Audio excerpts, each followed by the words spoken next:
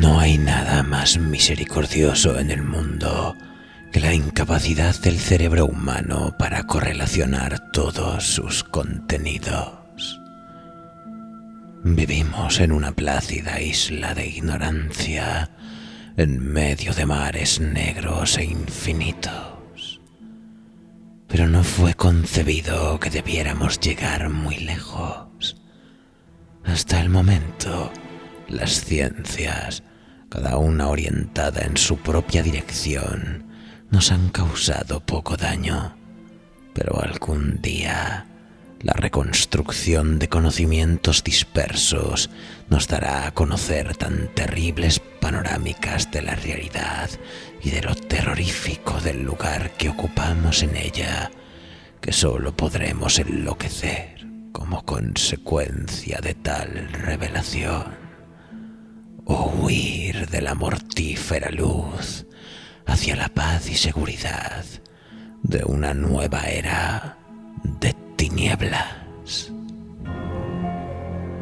Los teósofos han adivinado la imponente grandeza del ciclo cósmico en el que nuestro mundo y la raza humana no son sino un incidente transitorio.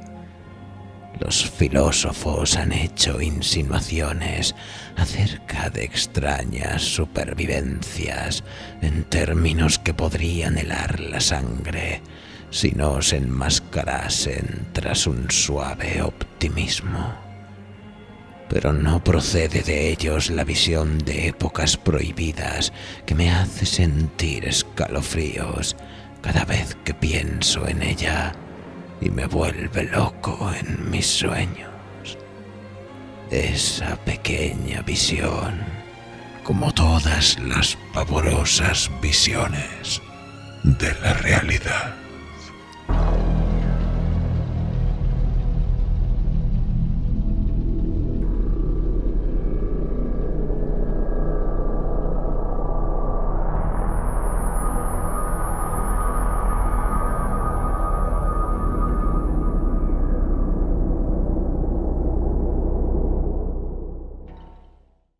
Me gustaría, damas y caballeros, si quisiesen, cerrar un minuto los ojos, un minuto pequeño, unos 60 segundos leves y pausados, para pensar e imaginar que vamos en la nave blanca, que vamos entre un mar de brumas, entre reinos oníricos, entre tierras hebefrénicas y lisérgicas.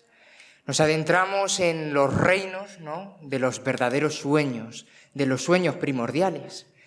Porque si una figura es importante dentro de todo el cómputo, ¿no?, todo el compendio del terror y de la ficción especulativa, es Howard Phillips Lovecraft, el soñador de Providence, el gran genio, ¿no?, que dio lugar a una cosmogonía única. Pero siempre nos centramos en toda la parte, ¿no?, que creó con respecto a ese panteón de dioses horrendos, aberraciones, pero ¿y la verdadera poesía? ¿Y la verdadera belleza? Y esos mundos de ensoñaciones mágicas, ¿no? Entonces, la otra gran parte que creó Lovecraft fue el ciclo onírico, las tierras del sueño. Por ello, la charla de hoy queremos tocar algo totalmente diferente, distinto, que salgan con otra visión de ese maestro de Providence. Y para ello contamos con, yo creo que la mejor persona para hacer ese papel, que es el gran divulgador cultural Pedro Angosto, que se ha especializado principalmente en la figura de Tolkien, en la figura de Lovecraft, y otra gran casta de autores de este tipo de ficción surrealista, ficción weird, ¿no?, este tipo de fantasía que nos maravilla.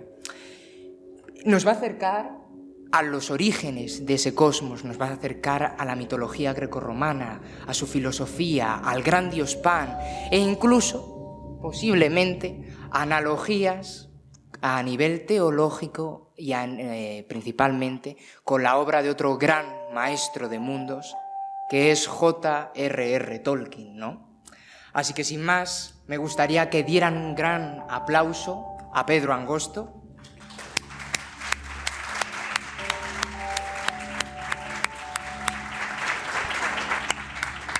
Parar ya, porque si no, no nos va a dar tiempo de decir nada. Bueno, mira, gracias de nuevo a todos por venir. Es un gusto hablar de esto, participar en el Día del Tentáculo. Llevo toda la mañana felicitándolos. Yo fui el año pasado, era en una librería, había como 50 personas. Ahora hay 40 editoriales, todos vosotros. Triunfo total, felicidades, ¿no?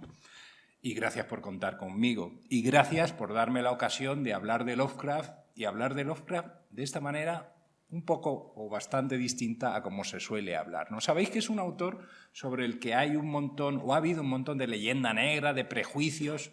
Ahora, estos últimos años, se está haciendo una crítica ya más moderna, desmintiendo muchas de esas cosas. Bueno, pues si me permitís, yo voy a desmentir hasta donde llegue mi capacidad dos de las cosas que no solo se dicen de Lovecraft, sino que las afirma y las repita a lo largo de su correspondencia el propio Lovecraft, ¿no? Una es que él es ateo y otra que es materialista.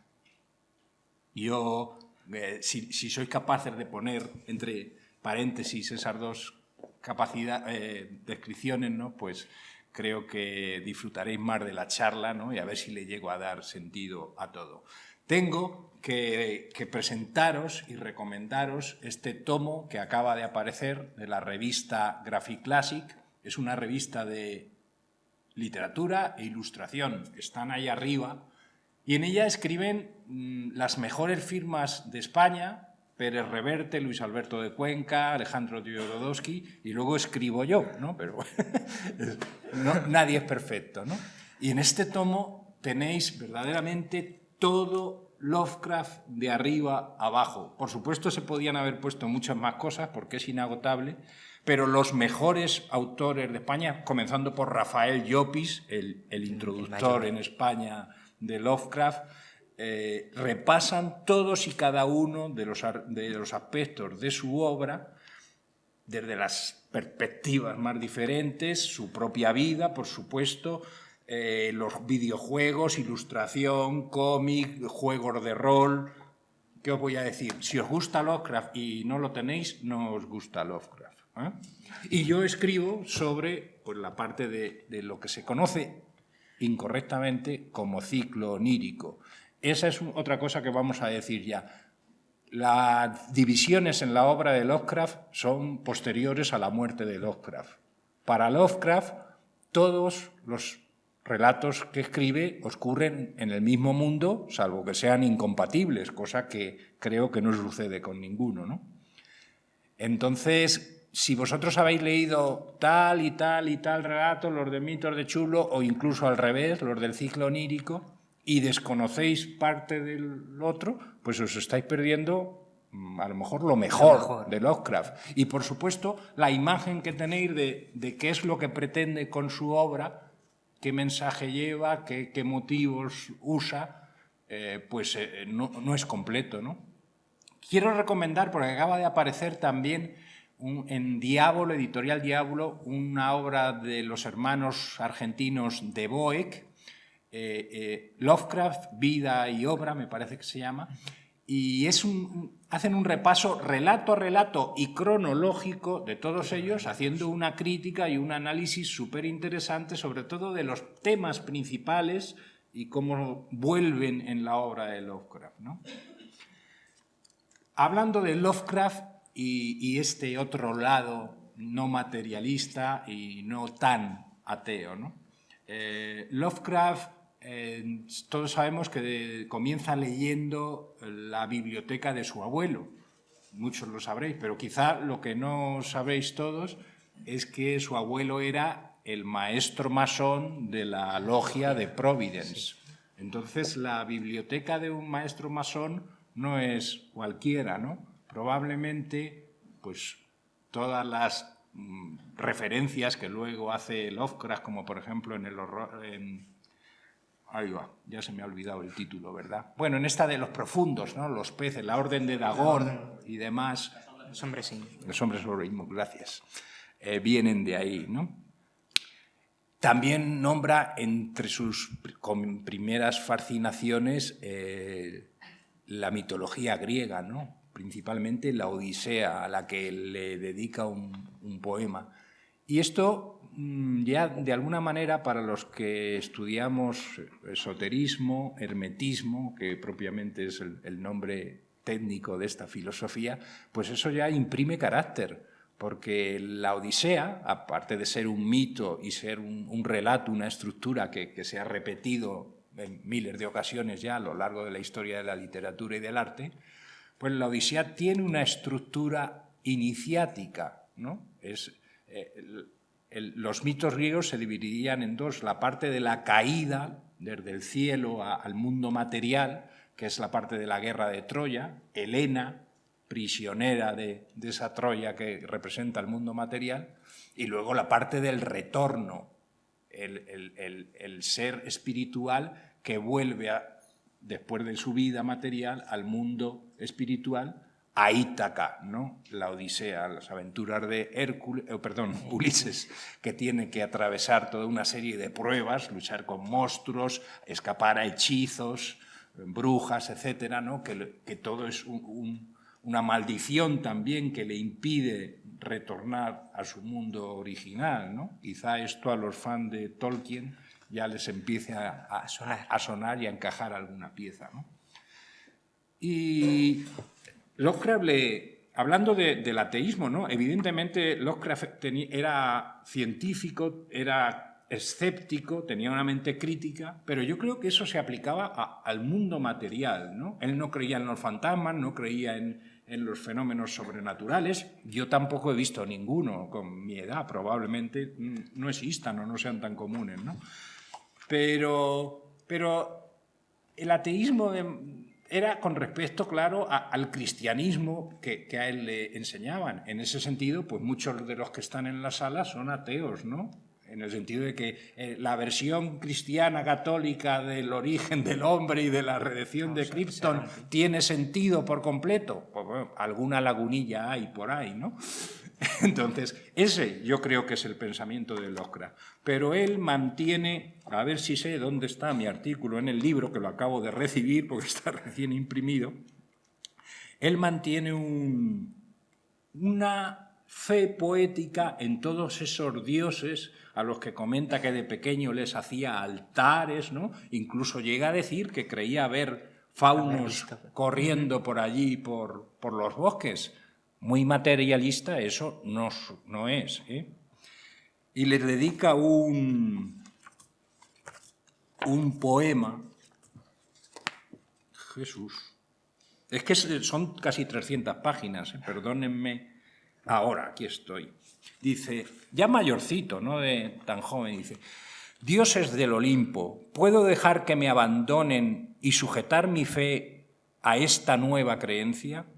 ¿Puedo prescindir de las deidades conocidas y amar al que en la cruz por el hombre sangró?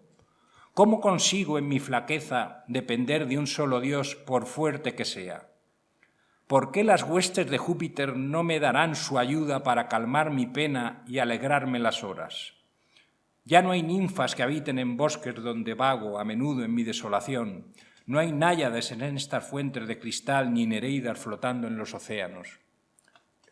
Quiero decir, aunque sea a un nivel poético, esta creencia y esta fascinación por el mundo mitológico y sus criaturas va a continuar toda su vida y está a la base de sus creaciones, también de los mitos de Chulu y, por supuesto, del ciclo onírico de influencia dunsaniana. Ahora nos toca, antes de entrar en estos relatos, a ver cómo vamos de tiempo. Sí, el neoplatonismo, ¿no? Sí, quería explicar un poco porque esoterismo, hermetismo, estamos hablando de Aramis Fuster, del maestro Joao. No, no es eso. El hermetismo es una filosofía neoplatónica que surge en Alejandría, Egipto, en torno al siglo II, ¿no? Y que funde las teorías platónicas con la mitología egipcia, ¿no? Y se le atribuye a un personaje que luego se ha descubierto, evidentemente, que no era histórico, que es Hermes Trismegisto, ¿no? Pero no sé si conocen la anécdota, la tengo que contar porque es buenísima. Cuando se redescubre en el Renacimiento por los árabes esos textos, Marsilio Ficino, que estaba trabajando en Italia traduciendo a Platón, el mecenas le dice, no, para de traducir a Platón, y traduce a Hermes Trismegisto, que es anterior a Platón y por lo tanto mucho más primordial e interesante, ¿no? Se le conocía como la prisca teología, ¿no? En realidad no, es posterior a Platón, ¿no? Bien, esas enseñanzas neoplatónicas que postulan que este mundo material es una copia imperfecta de otras dimensiones y de otras versiones de la realidad superiores a las que el alma pertenece y debe volver, se transmite pues, a lo largo de toda la cultura occidental, en alquimia, en los relatos artúricos, en los masones y demás sociedades secretas de los siglos XVII y XVIII, en la alta magia de la sociedad de la Golden Dawn de principios de siglo, y bueno, hasta la magia del caos de la que acaban de hablar, ¿no? Alan Moore, por ejemplo, pues es una exponente del hermetismo actual, ¿no? Que por supuesto, pues está, si te lo tomas mínimamente en serio, está un poquito más perfilado de todas las excreciencias, de todas las Aramis Fuster que se le han adherido en la historia, ¿no? Y el hermetismo es una forma de interpretar textos, ¿no? También ustedes saben que, bueno, pues de la Biblia vivimos en un mundo que está definido por la interpretación, algunos pensamos que incorrecta, de un libro solo, o una serie de libros, para ser más técnicos. De la Biblia se puede hacer una lectura literal o se puede hacer una lectura simbólica, ¿no? Que ya es diferente. Por ejemplo, dentro de los judíos, la Cábala hace una lectura simbólica de la Biblia, ¿no? Esa es una lectura hermética. Estas lecturas herméticas no solo se hacen de Lovecraft porque él escribía de dioses y de cosas imaginarias y demás, no funciona así.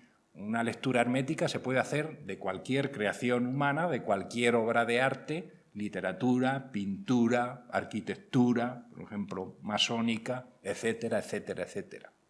Sí, que es algo, una mentalidad universal, ¿no?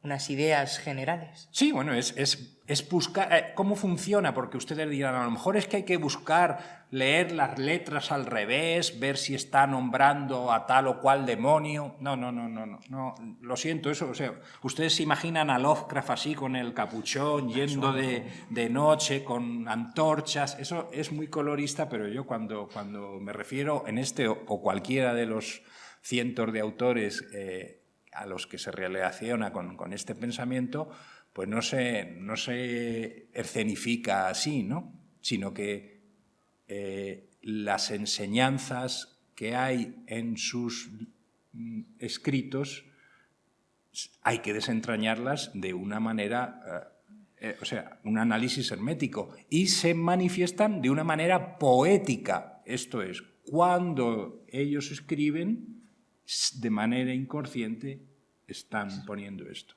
¿Cuál sería mi sorpresa cuando, leyendo un relato que yo creo que muchos de los aficionados a Lovecraft desconocen, pero que es del propio Lovecraft, me encuentro con que explica exactamente esto, ¿no? El materialista, el ateo, escribió un relato que se llama La poesía y los dioses. Por desgracia, el título de mi conferencia, tan inspirado, no se me ha ocurrido a mí, ¿no? Consiste en una señora que se está leyendo un poema y se queda en trance. Es un relato coescrito con otra escritora, ¿no? Pero al menos Lovecraft intervino en algo allí, ¿no? A ver... no, déjalo. Lo encuentro por aquí antes. Un segundito y perdón por estos segundos de... La autora, para más información, era Anna Henscroft. Ajá, aquí está. Y entonces se le aparece el dios Hermes directamente y le dice: en tu anhelo has adivinado lo que ningún mortal, salvo unos pocos rechazados por el mundo, recuerda, que los dioses no han muerto jamás, sino que duermen tan solo y sueñan sueños de dioses en los jardines hespéridos poblados de lotos, más allá del dorado crepúsculo. Se acerca el momento de su despertar, momento en que perecerán el frío y la fealdad, y en que se sentará Zeus de nuevo en el Olimpo. Y sigue, aún más interesante. Pues los poetas son los sueños de los dioses, y en todas las épocas ha habido alguien que cantara, sin saberlo, el mensaje y la promesa de los jardines de lotos que hay más allá del crepúsculo. Esto también ya a los aficionados a Tolkien pues les sonará también muy familiar, ¿no? Entonces, puede que el corpus de la historia sea de la otra autora, pero no era un ateo muy militante cuando colaboraba en relatos así. Yo creo que al contrario, él se relacionaba de manera habitual con personas que tienen no solo que tienen un pensamiento hermético, sino que dicen en una historia que cualquier relato tiene que ser analizado en términos herméticos, firmado Hermes, ¿no? Hermes es un personaje que también usa mucho Alan Moore en sus cómics. Pues bien, dicho esto, quiero señalar que hay un punto en donde, o sea, el ateísmo de Lovecraft no es que sea pura fachada, ¿no? Como cualquier buscador de sentidos, pues tuvo sus noches oscuras del alma, ¿no? Y en uno de los relatos del ciclo onírico, La búsqueda de Iranon, yo creo que refleja perfectamente, bueno, lo primero es que se refleja a él. Lovecraft es en el fondo el protagonista de prácticamente todos sus relatos, algo que un escritor materialista no haría.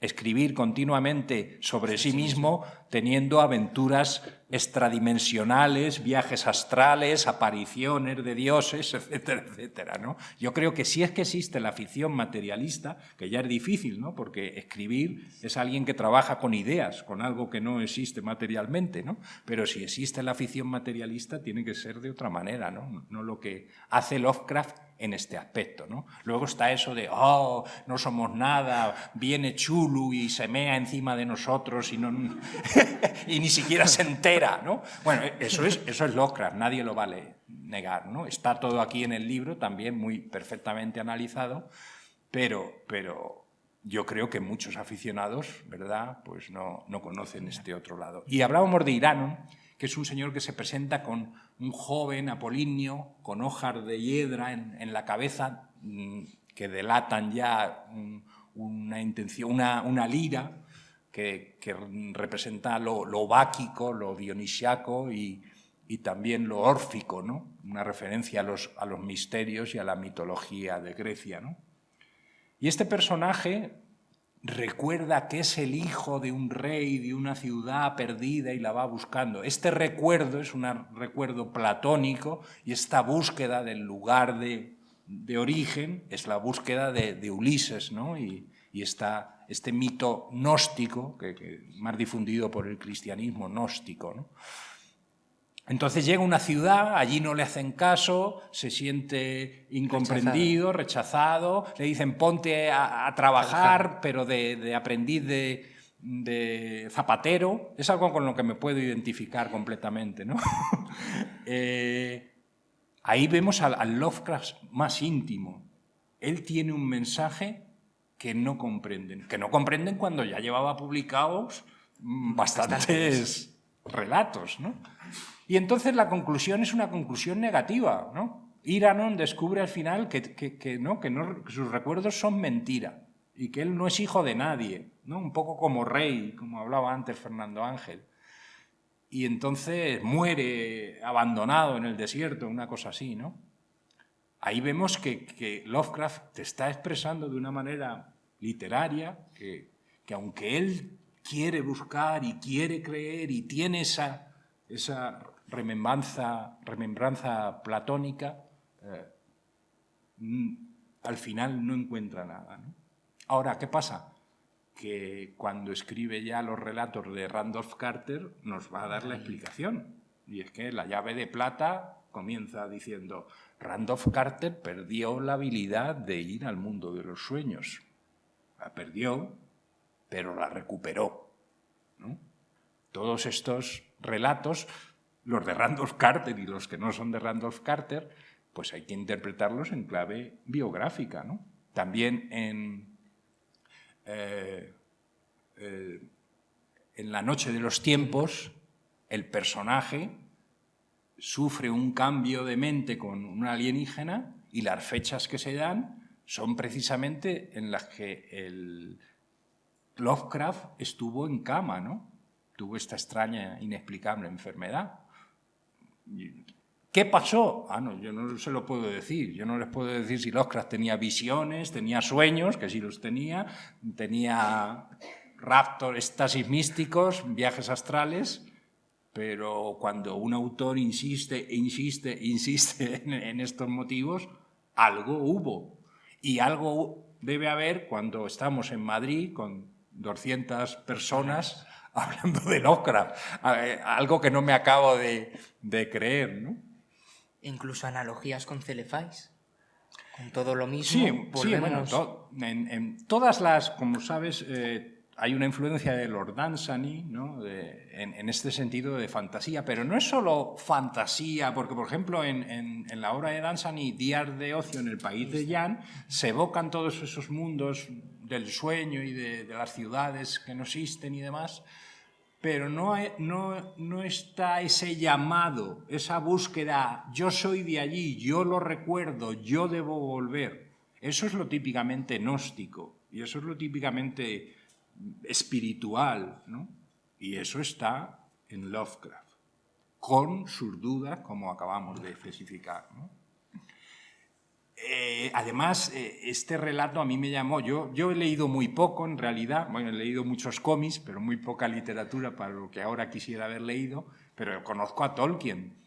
Y este relato de Iranon, donde él hace una cosa muy importante que los demás no comprenden, tiene su inmediato reflejo en el cuento de Tolkien, Hoja de Nigel, donde él es un pintor que tiene que terminar un cuadro, pero se entretiene eternamente en una pequeña hoja, ¿no? Y no termina jamás, como al final ocurrió, el gran paisaje que es el mundo de Tierra Media. Es un cuento, de nuevo, totalmente autobiográfico y una de las dos claves de la obra de Tolkien, que no están en la obra, están fuera de la obra, ¿no?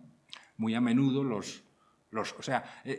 sobre Lovecraft se da este fenómeno en donde tenemos tanta información de su correspondencia y demás, ¿no? Que se tiende a pensar que él explicaba a todos los frikis, porque eran frikis de entonces que le escribían, él le contaba todos sus secretos y volcaba su alma. Bueno, pues a lo mejor se guardó algo, ¿no? A lo mejor no lo contaba todo, ¿no? Y decía el otro día Alberto López que es como si a nosotros se nos juzgara por todos nuestros estados de Facebook, ¿no? ¡Oh, qué bien que está Podemos! ¡Oh, Podemos ya no está tan bien! ¡Ah, pues ahora Errejón está bien!, ¿no? ¿Qué tipo de dibujo biográfico podría salir de eso? Pues uno inexacto, ¿no? Y yo creo que eso es lo que pasa con Lovecraft. Otro semejanza con Tolkien. Tolkien es un autor donde la intención espiritual de su obra, dentro de que todavía no se ha hecho en ningún sentido un análisis amplio de ella, pasa como con Lovecraft, ¿no? Pero en el caso de Tolkien la intención espiritual es indiscutible, totalmente, ¿no? Y sin embargo, o sea, no solo tiene estas obras en común con Lovecraft, sino que tiene un montón de motivos, de personajes, de situaciones, de estructuras narrativas que coinciden. Para mí son los dos autores más parecidos que jamás se han leído uno al otro, ¿no? Porque Lovecraft murió antes de que Tolkien publicara Y a Tolkien no le llegaban no los le llegó pulps, ¿no? Aunque lo pudiera leer quizá algo posteriormente, ¿no? Pero ya cuando estaba toda la obra de Lovecraft escrita y él muerto. Entonces, para mí esto es un misterio, ¿no? Un misterio y una gran alegría como aficionado a los dos. El darse cuenta que los autores que nos gustan, que nos apasionan, en el fondo, de alguna manera, están escribiendo de la misma cosa, ¿no? Y la cosa no se acaba ahí. Yo, por donde voy leyendo, hay este tipo de semejanzas, ¿no? Y este tipo de interpretación espiritual de los escritos, ¿no? Drácula tiene interpretación hermética. Frankenstein tiene interpretación hermética. Los Miserables de... A ver si digo como... Hugo, ¿no? Víctor Hugo. Y Notre Dame de París tienen interpretación hermética. El 99% de las películas de Disney tienen interpretación hermética y algunas súper profundas, ¿no? Entonces, en la búsqueda onírica de la ignota Kadaz es donde este aspecto de Lovecraft queda más patente, ¿no? Se trata de un personaje, Randolph Carter, que es un iniciado dentro de un grupo de hechiceros y que tiene una serie de aventuras totalmente iniciáticas, totalmente correspondientes con las aventuras de Frodo y Bilbo Bolsón en el mundo de Tolkien. Digo yo que si era un autor materialista y científico, pues podría haber sido un profesor de matemáticas que se mete en un mundo de fórmulas algebraicas, ¿no? Pero no, lo cuenta de esa otra manera, ¿no? Y estamos ya terminando. Bueno, antes de que se me olvide, si les interesa algo de lo que he dicho, pues en redes sociales, Facebook y Twitter, me pueden localizar para saber más. Y quizá comentar, ¿no? Por ejemplo, para que comprendáis qué tipo de análisis estoy haciendo. En Las montañas de la locura, si resumimos la historia como un grupo de personas encuentra una civilización subterránea muy antigua, se mete en ello y a través de los grabados, las esculturas o los documentos que allí hallan, descubren un pasado remoto y una cierta sabiduría, ¿no? Hasta que de repente escarban demasiado y descubren un espíritu demoníaco allí encerrado del que salen huyendo como insensatos, pues estamos hablando de Las montañas de la locura o de la visita a Moira de la Compañía del Anillo.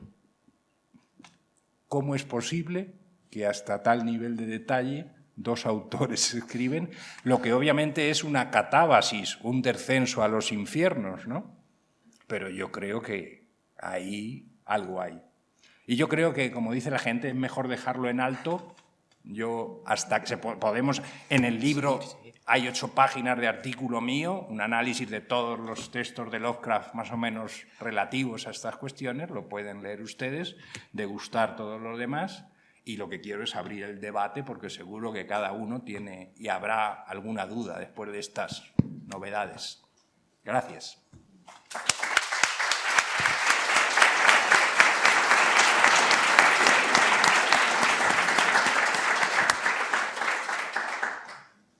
Manos arriba. Una duda.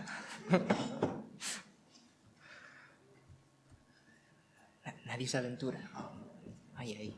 Es que yo cuando hablo siento cátedra, entiendo que estéis intimidados. Y esta voz tan varonil. Buenas tardes. A ver, yo quería preguntar por qué hay en esta dicotomía en el que se conozca más al Lovecraft de Pulp que al Lovecraft del ciclo onírico. ¿Por qué? Por la complejidad que tiene ese ciclo y el hermetismo que has dicho, o porque el Pulp era mucho más sencillo, aunque cuando nació era muy disruptor, rompía mucho con la temática que había en esos momentos, pero era más comprensible que este ciclo, porque hay mucho aficionado a Lovecraft que ha leído toda la parte de los ciclos. Comprendida la pregunta, por ir rápido. Mira, yo creo que son 2 razones. Lo primero, el ciclo de Chulu que se crea después de muerto Lovecraft ha sido continuado.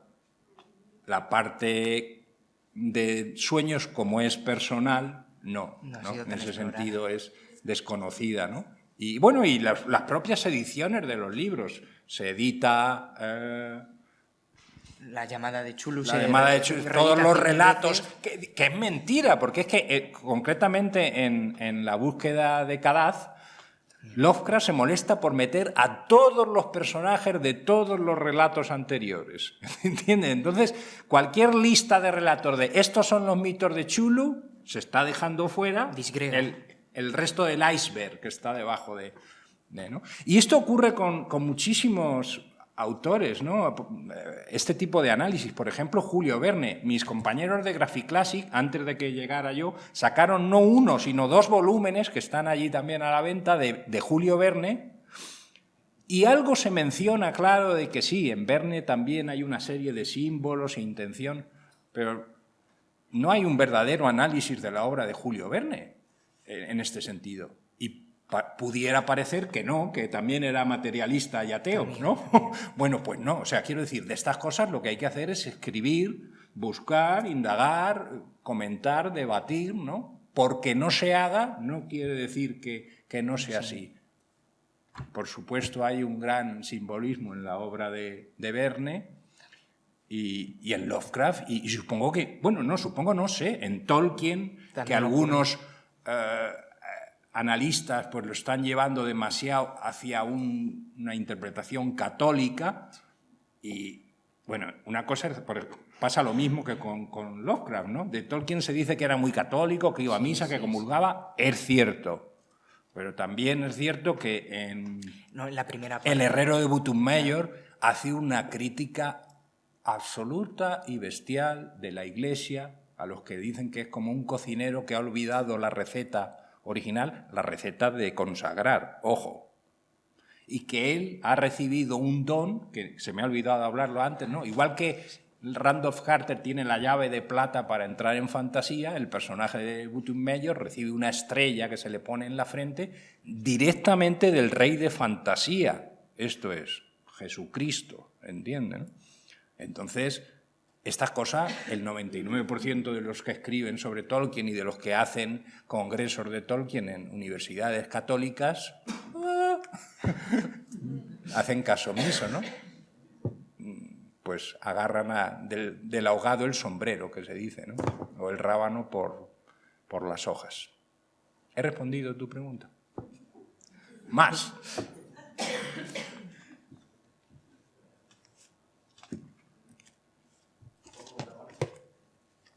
Hola.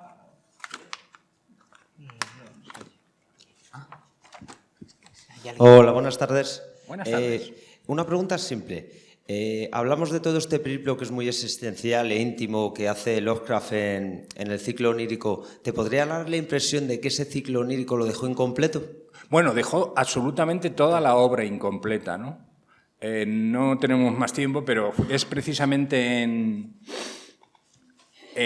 Las montañas de la locura, una de las últimas obras, donde Lovecraft, que va reformando su visión del mundo y su propio mundo a cada relato, es unas ideas que evolucionan, pero en ese mundo hace una serie de menciones sobre el pasado histórico, mítico de la Tierra, ¿no? Que vendrían a ser equivalentes a las menciones que se hacen en El Señor de los Anillos de los hechos del Silmarillion.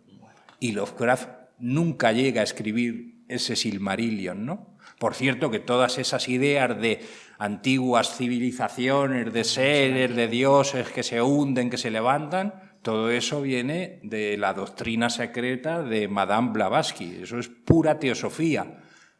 Un tema que influye también totalmente en la obra de Robert E. Howard, de la cual pues ya hablaremos el año que viene, ¿no?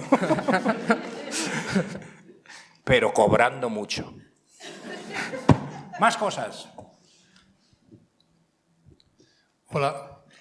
Hola. No quiero hacer ninguna pregunta, solo comentar una cosa que me pasó a mí.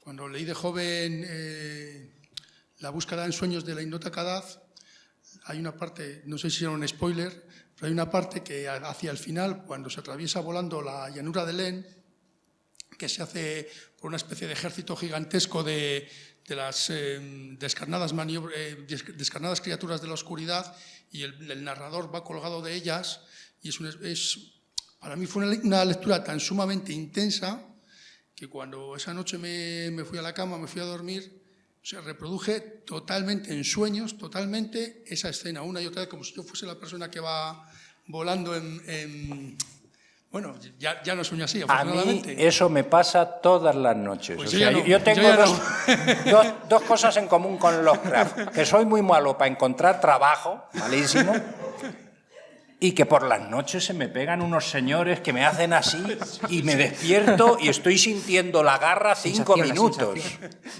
Ayer mismo me eché la siesta y cuando me desperté es como si un murciélago enorme hiciera flash, con las alas echara a volar, y me desperté así. Eso hay que investigarlo, entre otras muchas cosas. O sea, yo no tengo visiones ni tengo, no, saber de hermetismo no te convierte por ahí en un personaje de estos de ficción, ¿no? Pero por ahí yo creo que hay algo. Pues eso era. ¿Alguna pregunta más nos cabe? Hay todavía 5 minutos, o sea que... Venga. Animarse. Y si no, pues luego hablamos por ahí, voy a estar todo el día de lo que queráis. Alguien que me lleve la contraria, carajo. Que le critiquen, que me lo voy a creer, si no. A ver, ¿cómo has dicho? ¿Alguien que te lleve la contraria? Venga. Pues es que yo leí por internet, así creo que por Wikipedia o por ahí. Uy, mal vamos. Ya sé que vamos mal. Que decía que J.R. Tolkien se basó en las historias de Robert E. Howard para escribir su mundo en blanco. Fue como un santo de espada y brujería, fantasía épica, que nos dieron, digamos, entre ellos.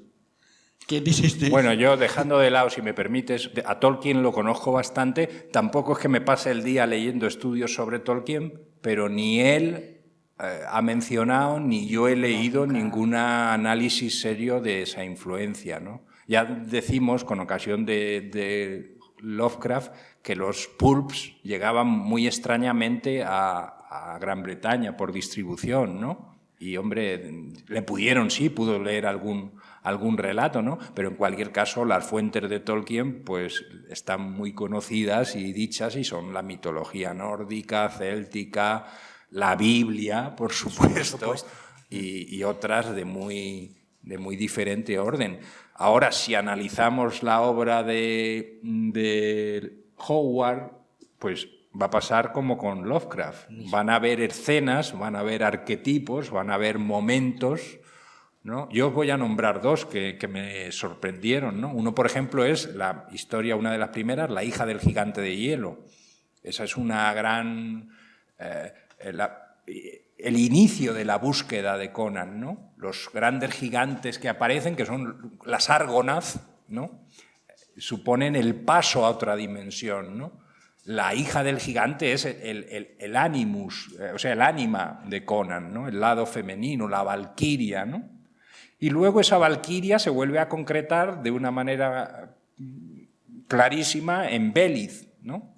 Que muere y es quemada en una pira, como termina el anillo del Nibelungo, ¿no? Con Brunilda y estas lagunas, el héroe protagonista, fundiéndose. Sigfrido, gracias. Entonces, cuanto más se lee, si uno tiene cierta noción, pues más cosas encuentra, ¿no? Para mí, pues en lo que me gustaría trabajar es seguir haciendo análisis de estos, de diversos autores, y si es posible publicarlos y que los leáis, subir todos en masa a los editores y decirle que me paguen, al que más pague con ese trabajo. Terminamos ya, ¿no? La última... Perdón, ahí va. Buenas. Buenas. Yo estoy con el compañero, voy a darte un poquito de reto. Has comentado antes que los inicios de las Tierras del Sueño pertenecen a Lovecraft. ¿Los inicios? Sí, el inicio del mundo onírico, la fase onírica de Lovecraft está influenciada por Lunsani. Lord Dunsany, sí. Eso es. Pero antes has comentado todo lo contrario, que era como si fuera como que los tres fases de la literatura de Lovecraft, tanto la clásica como la onírica como la cósmica, que estaban un poquito como entremezcladas. ¿Has dejado a entender? Sí, no solo los personajes... No hay un corte concreto, aquí termina la clásica, aquí empieza la onírica. Todas esas divisiones son cosas de analistas, que algunos, a los que le interesa más recargar el ateísmo, pues se vuelven, porque en este relato, porque Lovecraft, porque Chulu, porque tal, ¿no? Pero no. Los personajes se mezclan. Recomiendo de nuevo la Kadath, ¿no? Es un texto fundamental. Entre todos los autores ya se entremezclaban los personajes, y iban saltando datos unos de otros. Por ejemplo, uno de sus últimos relatos es en el origen de los tiempos, ¿cómo se llama? En la noche de los tiempos. En la noche de los tiempos. En la noche de los tiempos. Es totalmente místico. Las montañas de la locura, totalmente simbólico. No, esa cosa no desaparece. Lo que aparece y desaparece pues son las capacidades de crítica de cada cual que escribe, ¿no? Hay mucho, o sea, yo sé que soy minoría, ¿no? Pero me gusta eso, me da morbo. Hombre, la contraposición siempre gusta. Y otra cosita, has comentado también del Panteón. El Panteón de Chulo, el Panteón de Lovecraft, que se conoce como tal, no lo inventó como tal Lovecraft. De hecho, estaba en desacuerdo con eso. Sí, no había una interconexión real, no había una especie de... Como digo, toda la obra de Lovecraft se queda inconclusa en ese sentido, como la propia de Tolkien, ¿no? Que vosotros conocéis a Tolkien por El Hobbit, El Señor de los Anillos, algunos, el Silmarillion. Pues no, eso es la punta del iceberg de toda la obra de Tolkien, que afortunadamente su hijo ha publicado en 14 tomos, ¿no? Y ese es el verdadero Tolkien. Tolkien de verdad es el de los cuentos perdidos, ¿no? Por apuntar algo, ¿no? Tenemos que dar otra charla. Esa ya será para... Bueno, el año que viene doy 2. Pero ahora también. Pero si venís todos, ¿eh? Y cobrando. Bueno, cobrando. Pues nada, ya se nos quedamos sin tiempo. Muchas gracias.